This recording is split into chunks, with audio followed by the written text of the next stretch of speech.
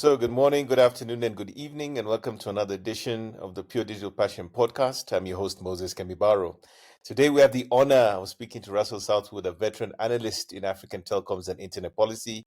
Russell is also the founder and CEO of Balancing Act, a consultancy specializing in communications across the African continent. Thank you for joining us, Russell. It's my pleasure. So, Russell, over the last 20 years, you've chronicled, Africa's digital transformation, so to speak, through your books like Less Walk, More Talk, also Africa 2.0, and also the recently authored Africa Interconnection Report 2025, which I also happened to download the other day. And you've also advised governments and organizations on aspects such as regulating OTT and the digital economy for a World Bank study. So in this conversation, Russell, I'm really hoping that we can trace your journey from your early infancies to your latest research and explore your insights on Africa's infrastructure, policy, and future. And I'd like us to go back to your origin story, Russell. I want to go to the very beginnings, the very early days. How did your childhood and education shape your interest in Africa's digital sector, and what led a student of African history at the School of Oriental and African Studies to become a telecoms and media analyst? I think the earliest thing I remember is being taught the capitals of the world by being pointed at a map and told, where was the capital of this place and where was the capital of that place. And there were two places on the map that looked really interesting to a sort of small child. And one was Africa and the other was Latin America, both of which I've had some involvement with over the course of my life.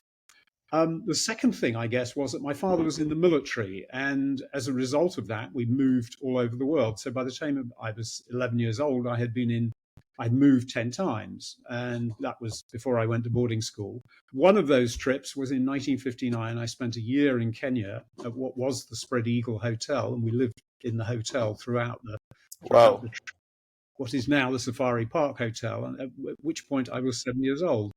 And that gave me, I suppose, a familiarity with travel, a desire, an interest in other places, and a desire to know sort of what was going on.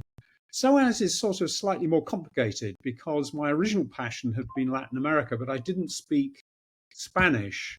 So it didn't seem to me a very sensible choice to go off and do Latin American studies because you actually really needed the language, whereas I spoke French.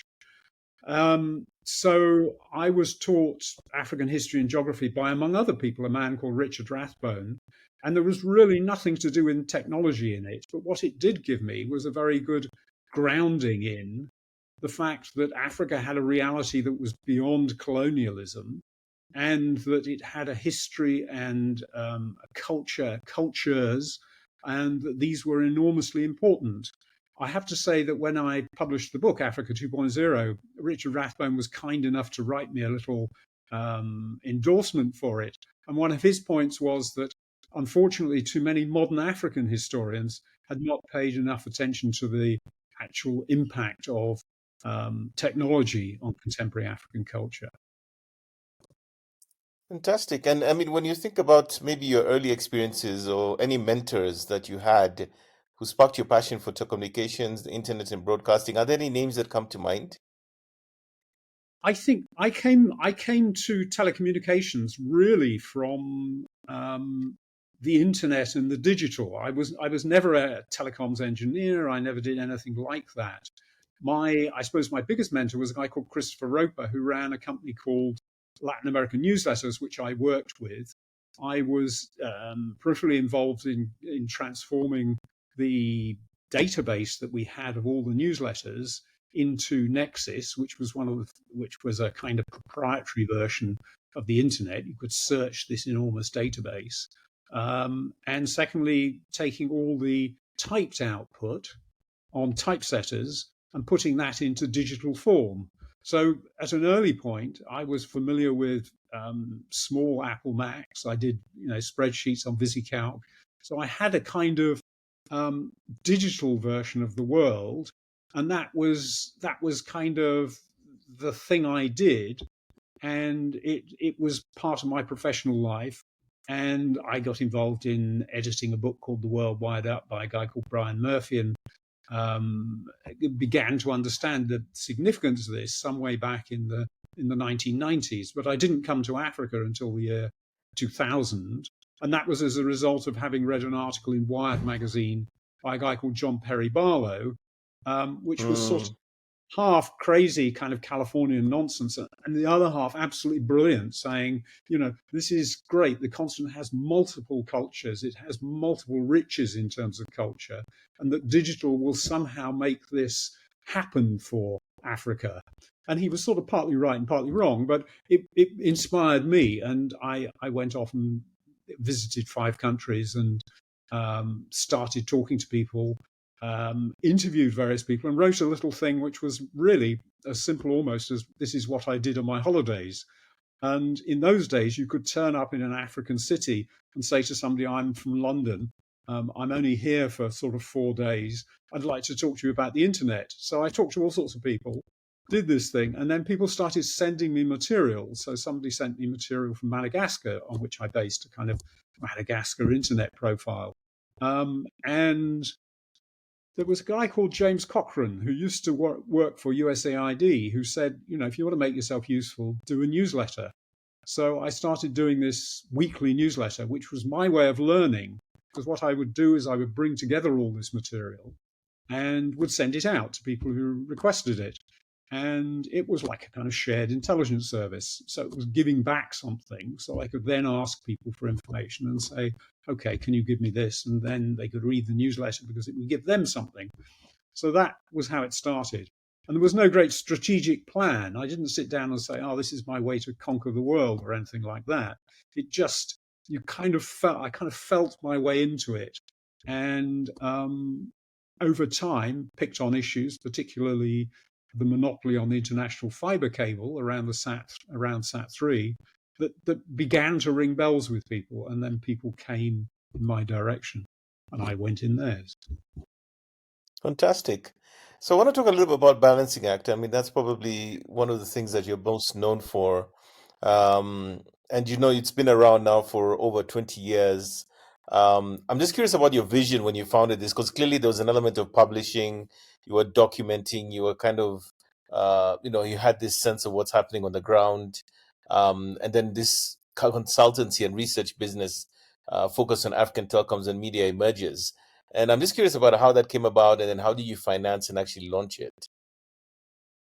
It was, in a sense, I started with Latin American newsletters where we were selling sort of high-grade information at a quite expensive rate. So I thought, this is probably how it's going to happen. I will start doing, kind of reports, and people will pay me for reports. The problem with that was that Africa was an unimportant territory, relatively speaking, at that point. So people weren't clamoring to get information. There were people wanting information, but actually nobody would pay enough for it. So having started out thinking, I don't want to do consultancy, I've done that for 12 years, I went back to doing consultancy. So it was almost by accident. I found myself playing a number of different roles. I was a kind of journalist and writer, and therefore, in a sense, forming an agenda. But I was also doing this often confidential work for a variety of different clients, from kind of private sector companies to people like the World Bank, to NGOs like APC and Omijar and people like that. And so I kind of, like with everything else, felt my way into it and made myself useful and built up a reputation after a while. I had a client who used to say, you and the kind of standard consultancies is that you metaphorically walk the street.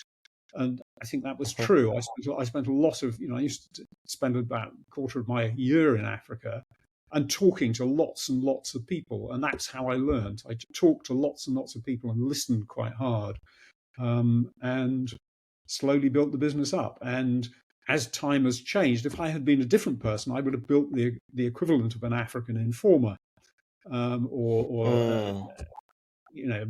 analysis mason or whatever. But I was always more interested in what was happening and what was, what things were. So over time, what I covered shifted, and I added broadcast at a certain point because I understood media from a previous life that I'd had.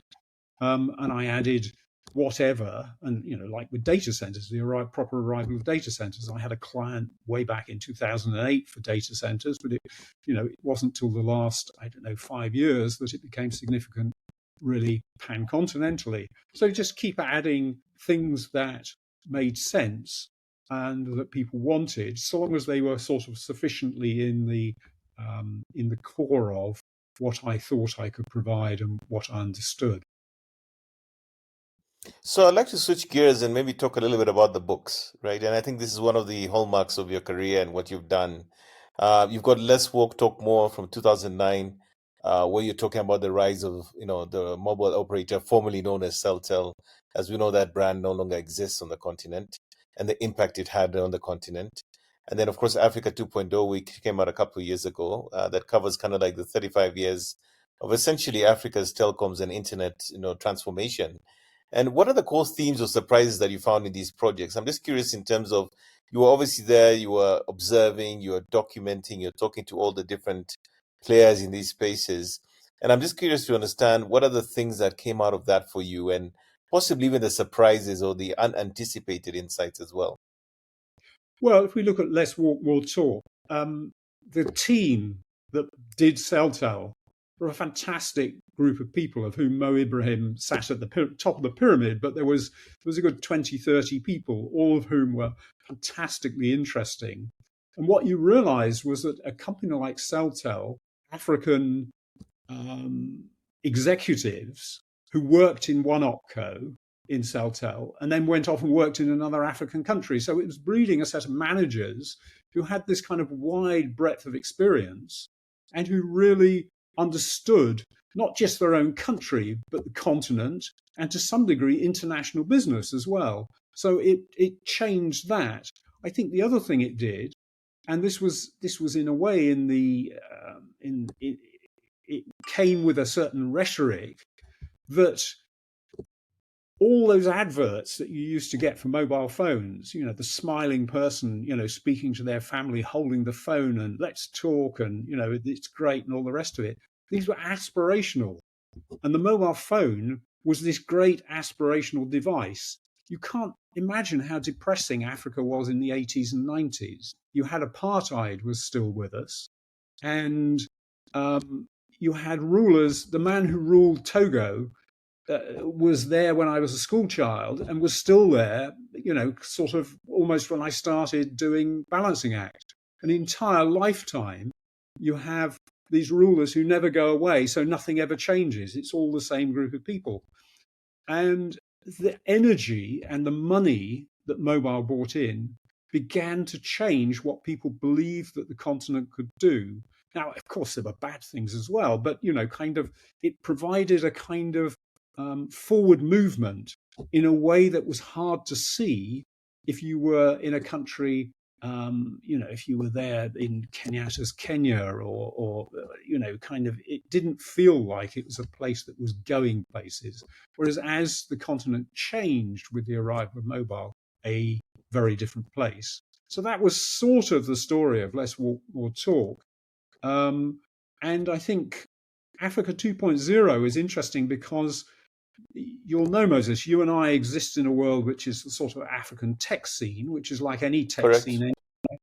Everything is going to happen real soon now, as they used to say in California, which means that sort of, there is Bitcoin or other ridiculous things like that. It's all round the corner. It's all about to happen. And everybody speaks in this sort of future perfect tense in which they kind of blur what is about to happen with what is happening. So they kind of pretend that something has already happened. Whereas if you look at the book, every technology change is about people, and people are quite slow to change. And, you get 10, 15, 20 years before certain things change. And some of that is structural, like the arrival of the international cables, but some of it is just behavior change. People take a while to pick up on certain things. And it's very interesting. If you look at mobile money, M-PESA is the kind of sort of the legendary story of how Kenya made mobile money. Yeah. In fact, there was before M-PESA a product that Celtel had that it rolled out in various countries. It was never terribly successful because nobody really trusted it. And the big thing for M-PESA was it began to grow out of the desire for people to transfer money and doing it by sending each other minutes. So you could send somebody minutes and they could receive it at the other end and cash it in. And the person cashing it in, giving you the cash took a little commission. And that was much easier than money by coach or bus. And so these things take an enormous amount of time and they are formed by people. We love technology and we think it's great and all the rest of it. But it doesn't matter how much fiber you have in the ground and how many towers you have. It's actually people that have the energy to make the changes with these kinds of things. And so when things like Facebook and YouTube arrive, these are absolutely suited to the African cultures, and people want to talk and communicate and be in touch with each other. And therefore, Facebook takes off immediately. You don't have to run a development seminar to kind of teach people how to use Facebook. They get it immediately because it fits with their life. And I think that's the lesson for me. I'm very taken with what is described academically as ethnoanthropology, which is how do people live their lives? Because people live their lives and it's their friends, it's their family, it's their community, it's their grouping, it's their country. And it's that way around. It's not necessarily the other way around. It's not a looking down process. It's a looking up and out. And that gives you a very different view of the world, even if you're interested in technology. It's something so funny you mentioned there about this, something that's almost nearly here. And as you know, I was kind of like in the early innings of the internet in Africa. I was there when, the very first ISPs were coming in. That's where I started my career. But I remember even then, we're talking 1997, 98, when we're already discussing e-commerce, and the potential Mm. of e-commerce. But if you and I were to be very objective about it, we would say that the only real time that it felt like e-commerce was actually happening was when the COVID pandemic actually arrived. And that now has become, the status quo, because I'll tell you for a fact that even in my home, my wife would rather order, groceries from the supermarket online than visit the supermarket, especially when there's all these other demanding things you need to do in your given day. But I would say Mm. that the tipping point was actually COVID, when e-commerce became a reality. And therefore, we're looking at a gap of at least 20 years between the idea that this is around the corner and it actually becoming a part of our day-to-day lives. Wouldn't you agree that that's something we've seen in Africa? Yeah, I think the example you give is a good one. I think it's worth reflecting that there are a whole group of people like myself who became interested in Africa and the internet. Many of them, kind of went on to do other things. But if we were looking at the internet in 2000 and thinking that we would do e-commerce, we were delusional. Actually, the number of things you could do with the internet was extremely limited. And the early projects to try and do something with the internet when the satellite connectivity cost huge sums of money, it was never going to turn into anything more than a kind of niche enterprise. And it was the transition from that to saying, okay, well, everybody's on mobile phones, what do we do with SMS? And then that sort of sparked the next wave. But at a certain point, you say to yourself, well, SMS, it's kind of a bit limited. It's a bit like, it's a bit like trying to communicate by waving one finger. And the arrival of smartphones then give you another kind of wave of possibility and wave of communication. The difficulty with that, and you notice it if you look at the statistics now as to whether people are on 2G, 3G, 4G, 5G, is that increasingly the number of people who are on things that can do data is beginning to go towards the 50%. And then you have kind of half the universe is still on 2G and is in the SMS world. And how do those two things come together? How is it that you're going to live in the same world? Because that is a digital divide, and somehow that has to be crossed. I mean, I'll give you another example. I mean, a few years ago, not too long ago, I remember traveling a little bit out of Nairobi. I think it was a weekend break with the family, and we went past Naivasha, which is, I don't know, 100 kilometers beyond Nairobi, and then I think another 20, 30 kilometers further out. And what is so shocking for me was that I think when a part of the country you'd assume because of the hotels, sorry? It's up country. You would describe it as up country. Yeah, upcountry, yes, exactly. In Kenyan parlance, we'd call it upcountry. And, the network started dying. And then we got to a place where literally you couldn't get internet. And the place where we stayed had their own, I believe, a satellite connection at that point or some kind of wireless connection. And if you didn't get on that, basically your phone was dead, but you could still use WhatsApp or something. And those are the moments when I kind of feel, there's this sort of reality check, that reminds you that for all the, abundance of bandwidth that you normally would experience in Nairobi and these other areas where the cities that are developed like Mombasa and others, there are these moments when you kind of realize, listen, 150 kilometers from Nairobi, the internet is not what you're used to. And that, indeed, this represents the majority of the country in Kenya rather than the minority, because that's where the majority of people actually live. And I think the digital divide question is always going to be there, top of mind, because yes, we have a large percentage of people who are doing things online, but there's still this massive, not fully connected or partially connected audience, not to mention the choice of device they're using that have a limited experience and a limited capability around enjoying the full benefit of this infrastructure, as it were. What I think is interesting, I've recently gone back to writing, so I've launched my own Substack, and one of the articles I will be doing is on companies that are extending mobile coverage, like African Mobile Networks or iSat or Neuron or Vanu and people like that. And they put in base stations into communities of, I don't know, around 3,000, sometimes less. And it's kind of interesting because it's beyond where the mobile operators would go necessarily, though they work with the mobile operators. And you find people in those areas are using data. And obviously, it's going to be very small amounts of data, but that gives me some sense that somewhere on a road, somewhere ahead, those people will, when the provision is there, be using data in some way that bears some resemblance to what you and I might understand as being on the internet. Yeah, I feel like to some extent we've sort of maybe touched on some of the topical aspects of Africa 2.0 as a book. But are there any other myths or maybe conventional wisdom about African telecoms that you researched and covered in that particular book, or possibly challenged at the same time? I think something I found very interesting, and it's one of the sort of more negative aspects.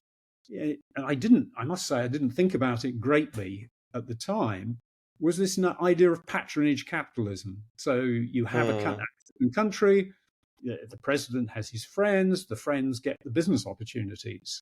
And that's how people get rich. So, there's a guy in Nigeria who was involved in computing over there. He's written a book of advice and memoir. And actually, how did he get his opportunities? They were all from the government.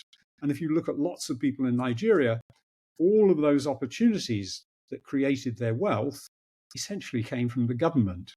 Now, I think that the startup world, if it could happen and happen well, will begin to make a break with that, because you get money because you have a good idea, not because you get on with the government. And I think this is quite important, because quite a lot of, not some African countries, you look at it, I mean, Angola is a very good example, where huge sums of money went astray, sometimes into good purpose and sometimes into less good purpose. And actually, that system is one that creates a lack of opportunity rather than creating more opportunity. And I think that we don't think hard enough about these kinds of issues. People like the World Bank are very good on political economy, but they're less good on culture. And culture is terrifically important. How does a Kenyan behave that's different to how a Tanzanian behaves? How does a Tanzanian behave that's different to how a Nigerian behaves? Now, obviously, everybody who is Nigerian doesn't behave in the same way, but there are patterns of behavior in each country, and they are different.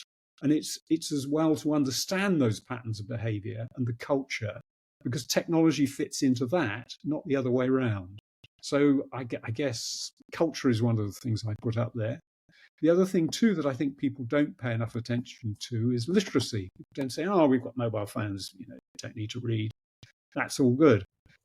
But actually, even in countries like my own, the United Kingdom, where reading is becoming less and less popular, the ability to use technology is predicated on a fairly significant understanding of the ability to read. So if you have a literacy problem in a country, then less people are going to use technology effectively. And that is very true in places like Chad or Mali or places like that.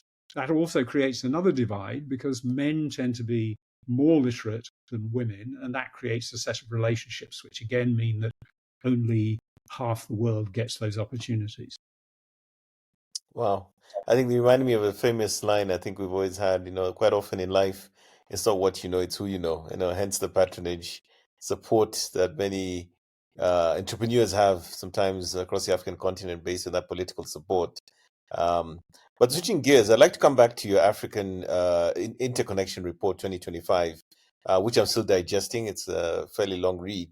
But also in the last few years, I've had the privilege of visiting quite a few of the new data centers in Kenya, and just documenting, touring them. And I think it's one of the most exciting things I've ever seen. Just what goes into running a data center, building it, actually getting customers to come into it, interconnecting these data centers and the different service providers within them. And of course, the massive investment involved in ensuring that this thing is like 99.99% always available, always functioning, serving, some of the biggest companies globally. And I'm just curious in terms of, what are the biggest takeaways about data centers, cloud and AI from that report? Again, I've not managed to go through it in its entirety, but, for instance, you noted that new data center rollouts were kind of slowing down compared to the earlier booms we saw a few years ago. And I'm just wondering how, again, in the context of data sovereignty, the rise of AI in terms of energy and infrastructure, we know that the energy question is a massive one when it comes to Africa becoming a major player in AI going forward. And I'm just curious, how do you feel Africa, all these things considered within this report, is poised to sort of play a role globally in this space? I think what's interesting is that the African tech sector is driven by waves of investment, and the carrier neutral data centers, and now increasingly the mobile operator data centers, are part of the current wave of investment. So something between $5 and $6 billion went into creating, and it may have slowed down, but that's quite a lot of money to go in. I think the second thing I'd pick up on is what you were talking about, which is actually these have to be available 99.999, etc. And if you'd said in Africa in 2000, something is going to work all the time, the power won't go off, actually it'll keep functioning, people would have looked at you and laughed, because actually the defining characteristic, and it still is of various African countries, is the power goes off. So, something has happened, and the ability to get both connectivity and power and a service that works at that level, I think is very significant. I think what is less obvious is actually how data centers are reshaping the industry. Because if you think of data centers as like airports, and it's only a metaphor, so I don't want to push it to its absurdity, but essentially data arrives and then goes off somewhere else. Now, in the old days, it would be in the mobile operators' data centers, and you would have to sign up to their connectivity and go into their data center, and it was vertically aligned. Whereas now you can go into a data center, go off somewhere else.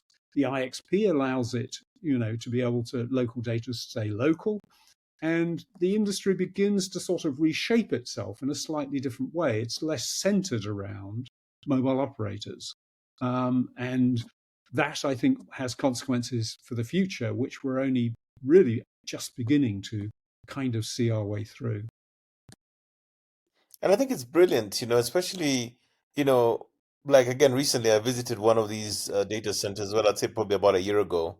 And we're seeing this, scenarios of hyperscalers, AWS, Mm. Azure, and all the different providers.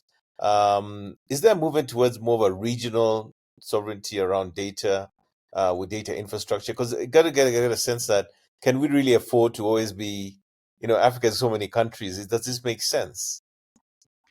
Absolutely. And the thing about the data sovereignty thing is it makes good sense for countries to want to have their data within their countries. But for some countries, actually, they're tiny. There's Sao Tome and Principe is, I can't remember what the current population figure is, but it's something like 200,000 people.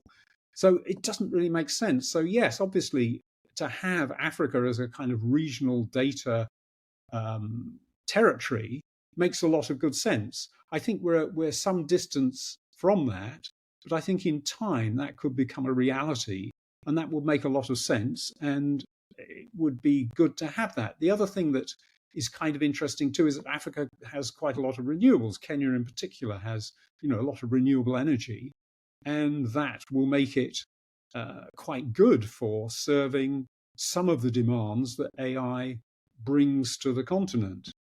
I must say that it's hard to imagine AI being quite all of the things that people say it's going to be. So I'm sort of torn constantly between understanding that there are many sensible things you can do with AI. AI is much more accurate in looking at if you take a scan of someone's eye, it's much more accurate than it would be if you had an individual look at each of those individual scans, and it's much faster as well. But on the other hand, there's all sorts of downsides. So, but in terms of the context of the conversation we're having now, it requires huge amounts of energy, humongous amounts of energy. And quite where that's going to come from within the continent is not clear to me at this point. So I think there are some constraints upon what is currently the hype that is moving forward. There are realities in there, but we just need to be a bit careful not to persuade ourselves that magic is happening. And I think it kind of reminds me, going back to the dot-com boom and bust, the way there was all this exuberance and over valuations, and everyone talked about the new economy and how it is all going to change. I really feel there's so many parallels between this AI moment and, of course, the dot-com moment, of which, of course, the likes of Amazon survived that bloodbath and became kind of like the big tech companies they are today. But I mean, it almost feels to me sometimes when you look at the numbers being thrown around, the investments, the valuations, I mean, Africa doesn't even start to become relevant to that conversation in terms of what's happening. But for sure, we're already seeing, the implications of AI on the continent. In fact, I think Kenya, believe it or not, is one of the world's most highest users on a sort of a per capita basis when it comes to ChatGPT, suggesting that there is this appetite and interest in this space. But going forward, I think I'd like to maybe switch gears again and come back to this OTT space. You've been involved in discussions in this area. You're on a well-backed team that was looking into it. We know that controversially, I think a couple of years ago in Uganda, for instance, you now have to pay for the ability to use social media, which is one of these OTT scenarios that we're seeing there. And how do we balance, the innovation and regulation of OTT services on the continent? And what are the main regulatory challenges going forward?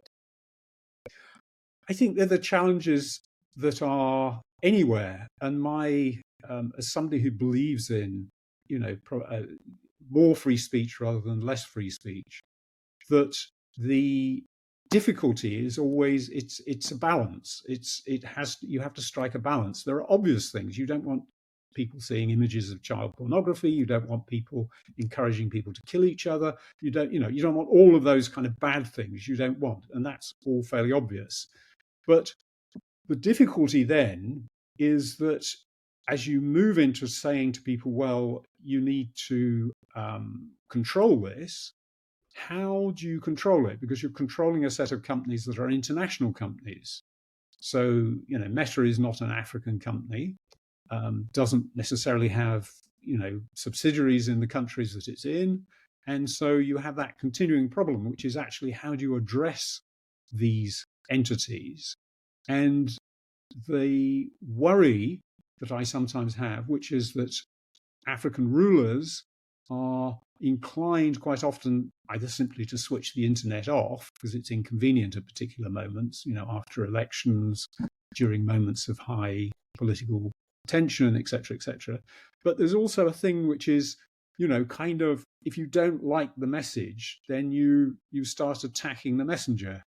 And that means that, kind of social media, all of those kinds of things become subject to the same kind of censorship that was originally applied to, SMS. The Mozambique government, shut down SMS during food riots at one point in 2000 and something. So it's all the same issues, and it's a case of trying to carve a path through where you have some freedom without actually then that leading to harms which nobody wants, but doing that in such a way that one is as open as possible about what is occurring, rather than simply saying, oh, we don't like that, let's shut it down, and that's the answer to the question. It's not. It's, far more things are talked about in the various African societies around the continent now than ever were. And that is a good thing. Now, those discussions will be different to the kinds of debates and conversations I have here in the UK or somebody has in America. And that's good, because we're different cultures, and that's what's important. But not having those debates simply by shutting it down, if that's the feeling, that's wrong. But on the other hand, too, you have things like influencers that you require to have some kind of regulation over. So in the UK, if you're taking money for being an influencer, you have to state that. So that's quite important, because actually, if you're being paid to be a messenger to encourage certain kinds of people to buy stuff, it's quite important people know that, and they can then make a judgment as to whether they think you're being sincere or simply being paid. So those are the kinds of issues, and they're not easy ones, and it will continue to play out. There's no doubt about it. Absolutely. So I'd like to look at the big picture now. I mean, how would you assess Africa's current digital infrastructure? And I mean, people like you and I have been in this space for, close to 30 years, longer even. Super exciting. We've just spoken about data centers, cloud services are growing, but we also see that, the likes of South Africa seem to dominate that capacity. Are we catching up fast enough on undersea cables, cross-border fiber, and also local networks? What are your thoughts on these areas? I think what's interesting is I'm struck by two things, and the first of those was that if I go to an African city now, I can get in the right circumstances, without paying huge amounts of money, a broadband service that is sort of more or less comparable to what I get here in the UK. So in other words, the quality and speed of what is available has improved enormously and continues to improve. I think that there is still enormous blockages across the continent, which was shown when some of the international cables went down, for example. There's no cross-continental cables that are easily available to, in a sense, provide resilience to the continent in that circumstance. I think one of the things that has been unfortunate is in people becoming obsessed by mobiles, they failed to realize that although it's taken time, whether it's fiber to the home or whether it's wireless or whatever it is, household internet will be the next wave of usage. So, ISPs like POA, Mawingu, and people like that are providing quite fast internet and demonstrating by the amount of usage that those people in those households have every month that they're not remarkably different in what they want from the internet. Obviously, the content is different, but they're not remarkably different in how they use it to somebody in the UK. And that's an enormously good thing. And Kenya is the front of the pack in those terms. But we come back time and time again to literacy, the base economy, the culture of patronage capitalism, all of those things. Those are kind of big pillars that somehow have to move to make technology do its magic. And in some countries, for example, in Cameroon, they are about to re-elect a president probably who is 92 years old. I don't see how any country that is forward-looking can elect somebody in their 90s. when I'm in my 90s, I want to be sitting down quietly and contemplating the world. I'm not sure I want to be pretending I can run a country. So those are the kinds of issues Africa faces, and it's always a race between those who want to make change. And Talked about some of the inherent issues that exist, but on a positive note, you've also written about a wave of African startups and new generation that's entering technology and even politics today. I think we've seen in countries like Botswana where there's this new wave of young, very likable, very switched on leaders. Which trends in technology, entrepreneurship, or innovation excite you the most? I know there are sectors like fintech where we see a lot of money going into the continent from many international investors. We see e-commerce taking off, edtech, agtech. Where do you feel Africa is leading globally, and what are the opportunities around some of these sectors in terms of what you think is happening out here? I think what interests me always is, because I have been around longer, is the things that started as startups and became something. They became a thing.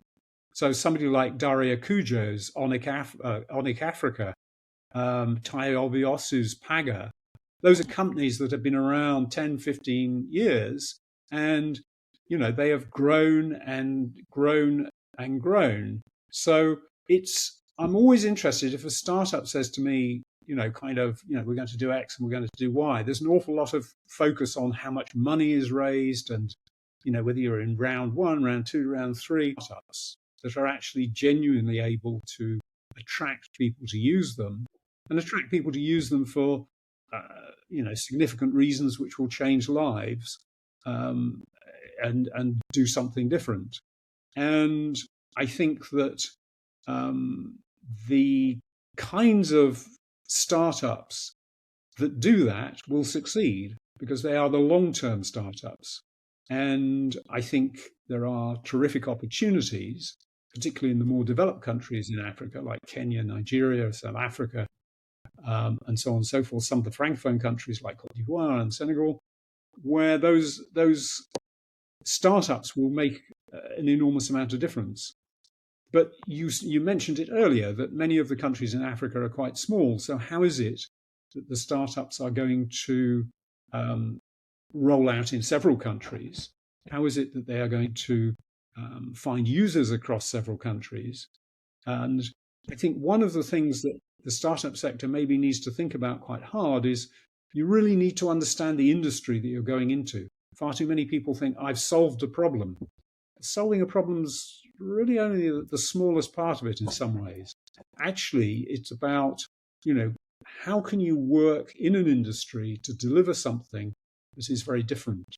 And you hear an enormous amount, because quite a lot of donor funding is involved, you hear an enormous amount of people saying, oh, we're going to benefit small farmers and we're going to deliver to small shops and all of those kinds of things. And quite often it doesn't really go anywhere. So I think we need to focus on the knitting, as they used to say, which is, how many users, does it change lives? Is it useful? Do I need it? And all of those questions. But there are startups out there that are doing that, and more power to their elbow. Wow, that's great feedback. And I think, maybe as a segue from that same question, do you think African governments or companies are doing enough to build out the local cloud, the technology talent, even the regulatory frameworks that are going to keep the digital economies humming along and also homegrown? I think one of the things that I've been very struck by is how people who started in the African tech sector end up sometimes in government, and sometimes they're able to achieve things and sometimes aren't. One man who I have to mention is Matangi Ndemo, and Matangi Ndemo got built a cable in 18 months, an international fiber cable in 18 months. Now, by European standards, that's actually sprinting, so that was amazing. Jez Musheru came out of the ISP sector, worked in government, and so on and so forth. The most current one is Bosun Tijani in Nigeria. Breeds a group of people who have the thinking that government needs to take into its own, really. And I think the point at which government becomes more efficient itself, and I think the critics of Haduma are many and noisy, but it's interesting that the government has actually, there was a time I would go into a government office in Kenya, and the computers were really something you hung your jacket on. And this is no longer the case. Absolutely, people find these central to their lives, and they make their lives easier. So I would like to ask you the next question, which is, as you look to the future of the continent, which developments are you most optimistic about? And conversely, what keeps you up at night when you think about Africa's growth or digital trajectory? I think the exciting thing is that for anybody like you or I who has been around for 30 years, you can see that stuff has happened, and you can see that the road got wider. At every moment, when the international fiber cables arrived and the mobile operators were able to offer data, then each of these changes brings with it hosts of new possibilities and new opportunities, and that process continues. That is, that's not stopping now.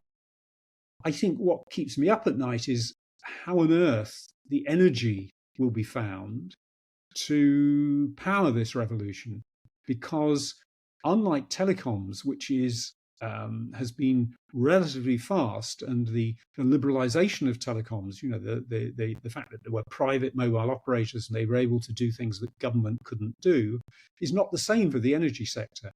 And somehow Africa needs really to pioneer private energy in a way that will deliver energy and will open people's lives, because without the energy, you will not be using the technology really to speak of. And, all of those promises of AI will not come to pass. So it's finding a way to do energy in very different ways to the way it's currently done, because energy is fantastically slow moving at the moment, and it really needs to speed up to keep up with the kind of technology developments that are being planned. So that keeps me up at night. Absolutely. So you've talked about the end of the beginning in your Africa's, assessment of Africa's digital revolution. And I'm curious, over the next 5 to 10 years, which technologies or policies do you think are going to drive the next phase of growth? And of course, I can think energy already clearly is one of the important ones based on what you've just said. But what else comes to mind? I think that technology needs to be used to do something about literacy. I think that and that's not just reading and writing, but it's also technology literacy. I think that deepening the skills and the abilities of Africans in technology terms is something that is fantastically important. I notice I recently went through my LinkedIn contacts, of which I have something like 8,000 because I've been doing it for a long time. And as I went through them, I'm very struck by at least a third of them are now in America or in Europe. And those were people all of whom started in Africa. Now, that doesn't mean they won't come back, but there is something about finding the skills here, providing a life and providing employment opportunities at a high level, which I don't think startups by themselves are going to do. That is terribly important, and it is skills literacy, tech literacy, that as a kind of, if you like, a grab bag of difficulties and possible opportunities that I think we need to pay more attention to.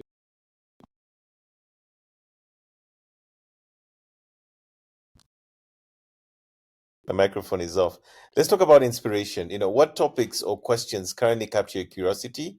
And are you excited about anything specific? Maybe AI, climate, technology, agricultural considerations where technology sits, and what could intersect with Africa's development in new ways?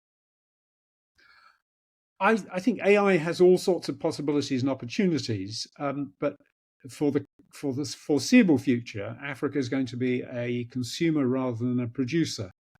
I am excited by online access. and that's in terms of media and streaming and so on and so forth. Something I'm going to be writing about in one of the forthcoming Substacks will be looking at how digital has impacted on football. And football is the continent's game.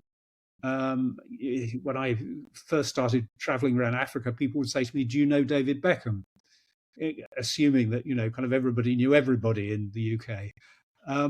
And the impact of digital on the game and on the possibilities of the game, on the possibilities for what the clubs do, what the players do, how people view the game, all of that is enormously interesting. It's not, it's the constant divide between education and entertainment. And I suspect that entertainment is always slightly ahead, but those will be the changes that make an enormous amount of difference on the continent. And also, in terms of advice, what would you say to young Africans or budding entrepreneurs who are thinking about careers, possibly entrepreneurship in technology, possibly media, policy, and what sort of mindset or skills do you think they should cultivate given your experience? I think it's useful to always be learning. I think it's useful, boring though it may sometimes seem, to spend 5-10 years in a multinational company or in a local company, learn some actual skills, understand a particular industry, and move from that position rather than saying, "Oh, I'm 18 years old and I've got some bright ideas and I'm going to go over and go and do them." When I was 18, I knew nothing. I didn't know that at the time. I thought I knew everything. But I think with the benefit of hindsight, the more you build skills and understanding, the more you're fascinated and interested in things, the more you listen rather than talk. All of those are things that will build your cultural capital. They build the things you know, the things that make you who you are. And that will then turn into something that is useful and usable, whether that's a company, whether that's an attribute, whether it's the ability to do something, or it has all sorts of applications. And so, learning and building what you understand is particularly important. No shortcuts.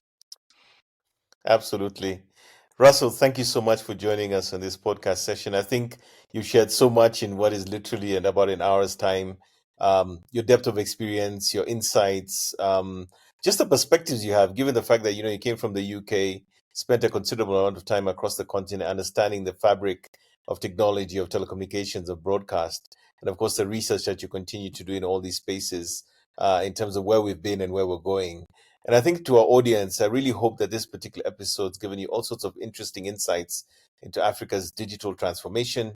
And I think I just want to say, stay tuned to more conversations here. But we're so grateful to Russell for sharing with us his points of view. And more importantly, we wish him all the best going forward in sort of mapping out and documenting what's happening across the African continent from a digital transformation perspective. Thank you so much, Russell. Thank you, Moses. A very interesting conversation.